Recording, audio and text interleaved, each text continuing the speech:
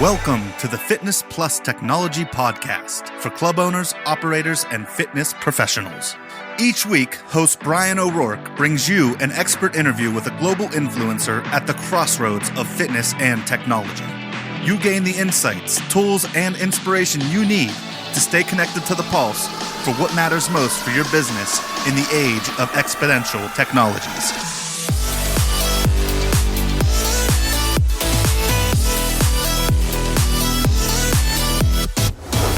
Hello, listeners, and welcome again to the Fitness Plus Technology Podcast. I am your host, Bryan O'Rourke, and today we have a guest from eGym US, my friend and longtime colleague, Dana Milkie. Many of you probably know Dana from his days at ABC Financial and in other businesses he's been involved with, most recently InTouch, and now heading up digital at eGym. North America and U.S. So Dana's going to share with us some insights, some thoughts from his spot up in the Northwest, and I look forward to that, to you enjoying that interview. In the interim, please check out the show notes for some updated information on a variety of things. I know many of us are awaiting some regional openings of club operations around the United States. I know our friends in Sweden and Finland and some other Nordic countries have been operating, but around the world, of course, a lot of clubs shut down and are anxious to see some reopening shortly. There's a lot of great information out there, and we're here to help you as well. So anyway, I hope everyone's staying safe and being well in this interim period. So without further ado, let's welcome our guest, Dana Milkie. Well, listeners, we have the benefit, as I said in the intro, of having my friend and colleague Dana with us. Dana, where are you calling from today? I am currently calling from my office in unbelievably sunny Seattle, Washington. And for those who've been following what's going on out in the world, Seattle was kind of ground zero for the COVID-19 crisis. So we've been dealing with that and, isolation for a better part of a month now. I think we started before the rest of the country did as a result of having that first case. So I'm like everybody else, just trying to isolate and keep moving forward. So I'm at my office. The other interesting thing, Bryan, as an aside, and maybe what brought us to this discussion, is I decided to change direction, some of the things I was doing, and joined eJim Digital as their VP of North America for the Digital Solutions Group just a week before all this started. So in addition to dealing with what everyone else in the country is dealing with, I'm also trying to get up to speed, quickly learn all of the details and different things that we're able to do with eJim Digital, which I think most people in North America would know as formerly as NetPulse. Yeah, and I've known John a long time. He sits on the FTSE board, of course, and I know he's been working there since the acquisition, of NetPulse by eJim. And I've of course had the chance to meet many people in the organization. It's a fine organization. You're very fortunate to have you to join them and help them out.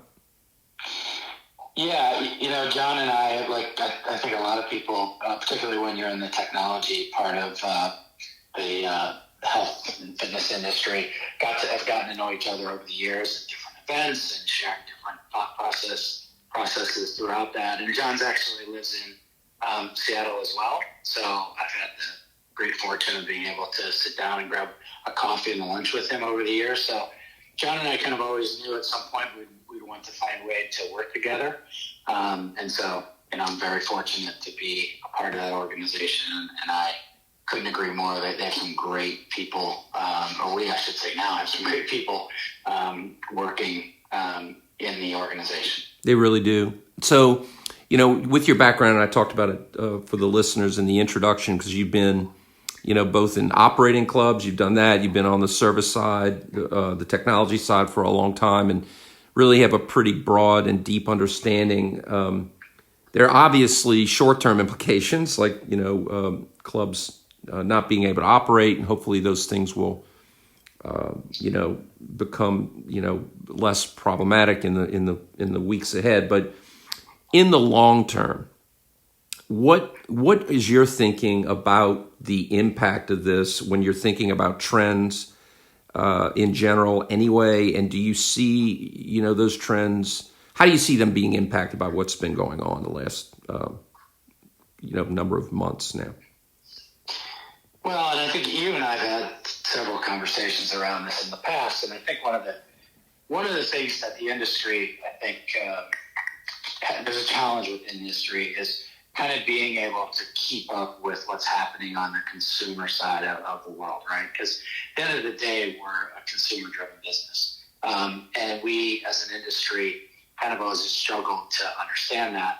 And so I think the first thing that we're going to have to deal with is the shifting demands from the consumer, right? So, there's lots of different talks going on out in the marketplace about, how quickly are consumers going to go back into gyms, and what's that going to look like, and are there going to be limitations to how many people can be in your gyms and those sorts of things. And I think we as an industry are going to have to, it's going to be a bit like a lucky Bronco in that we don't know exactly what that's going to look like, but we are going to have to start thinking about the consumer and what they want to do and how they want to stay engaged.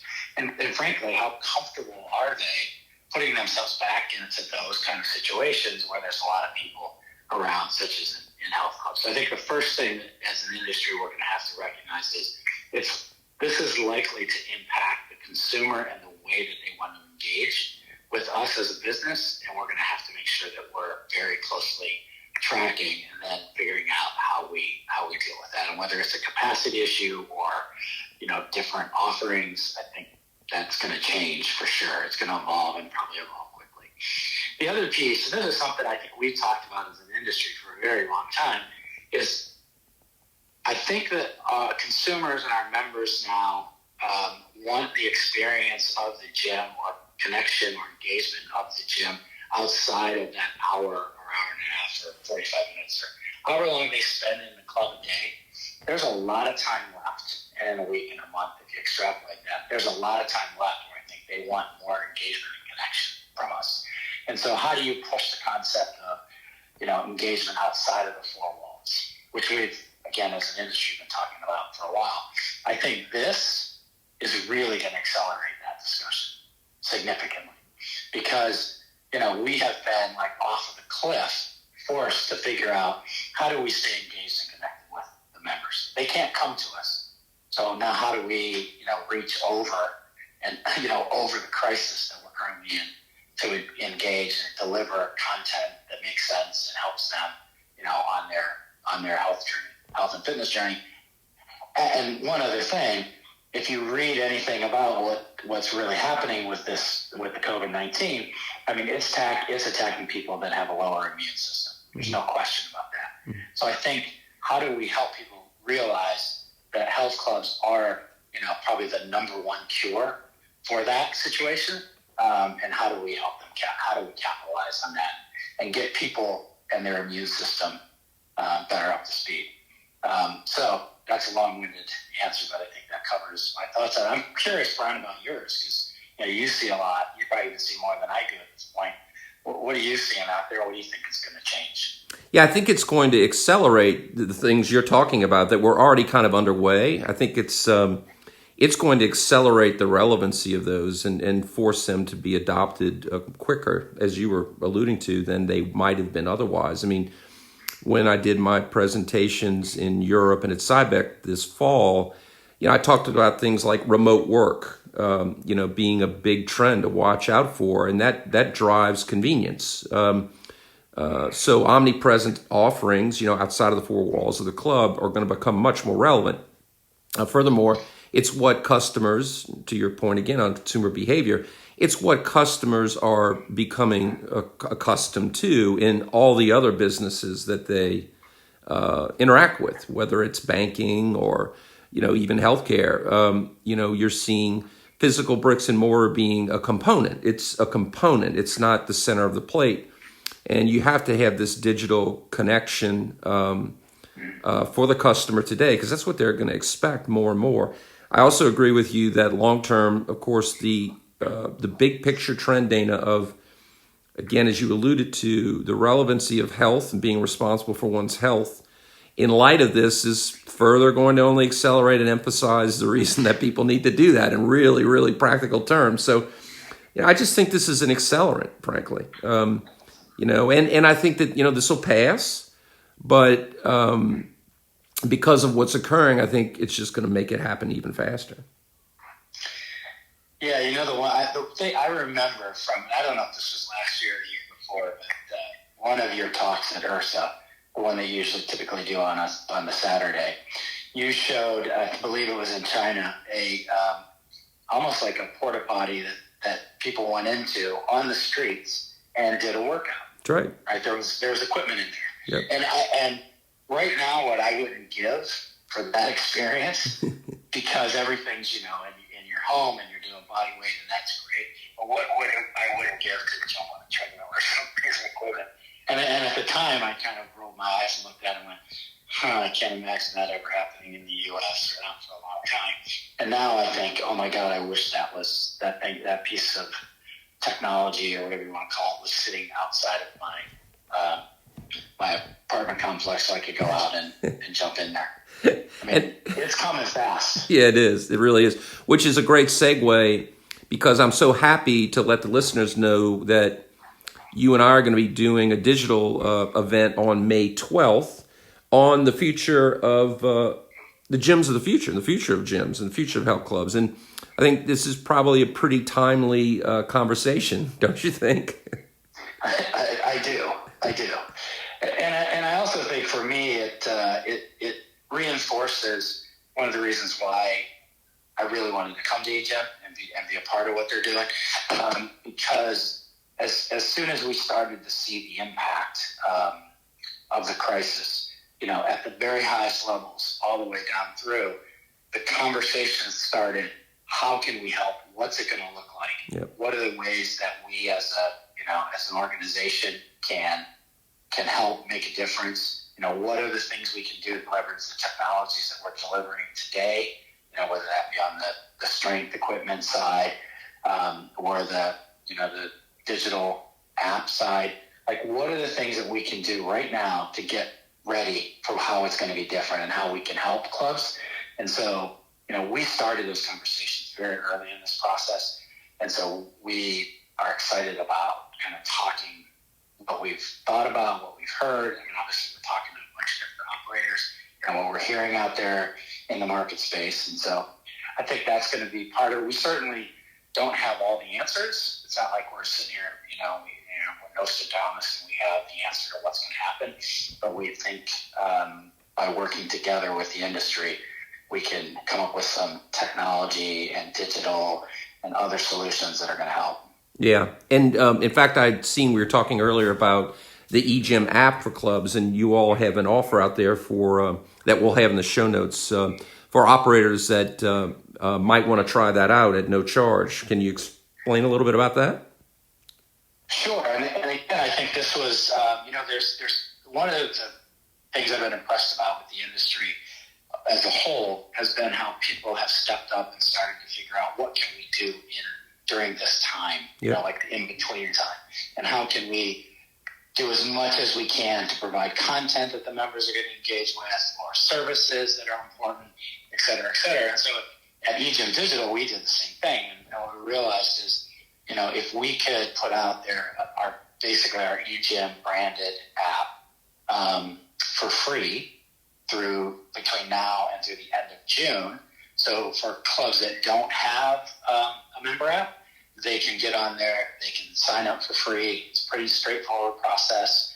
A few questions you got to go through, and then it'll come to us. We'll be able to set up that app, stand it up as we call it, apply some of your club branding, and then deliver it out to your members. So at least during the interim, while we're all trying to figure this out, they have a member app. And again, it's a free offer for clubs that are not current customers. And from there, of course, there are a lot of other feature functionalities that we have as we continue to develop out our capabilities.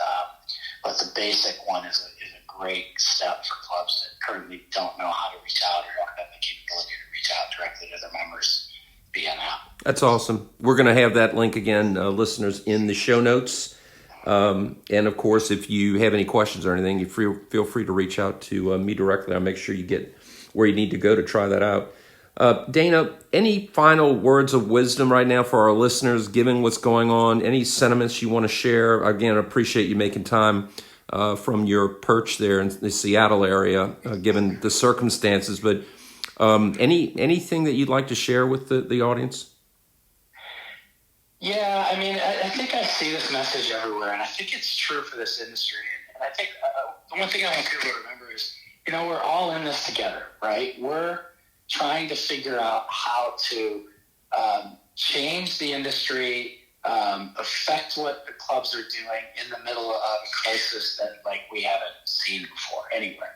So if we work together, and that's where I think it was important for eJim as an example to put this free app offer out, because we want to help everybody in the industry come out the other side, if not stronger, at least with a strategy going forward that reflects what's happening in the world and allows them to be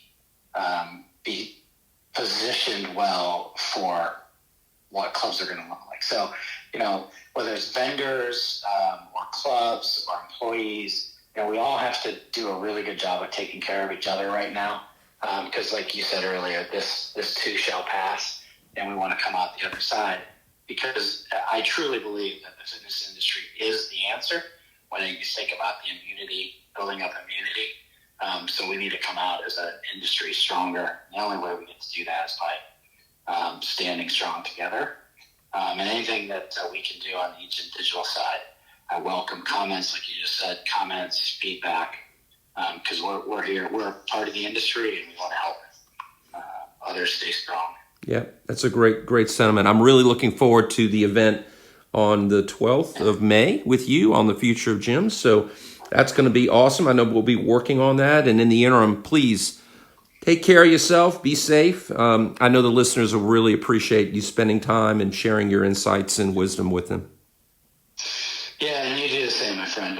I look forward to the next time we can see each other. Yes, sir. In person. Me too. Right. Me too. Thanks, Dana. I appreciate it. All right. Hello, listeners. This is Bryan O'Rourke, and thanks so much for listening to the Fitness Plus Technology Podcast.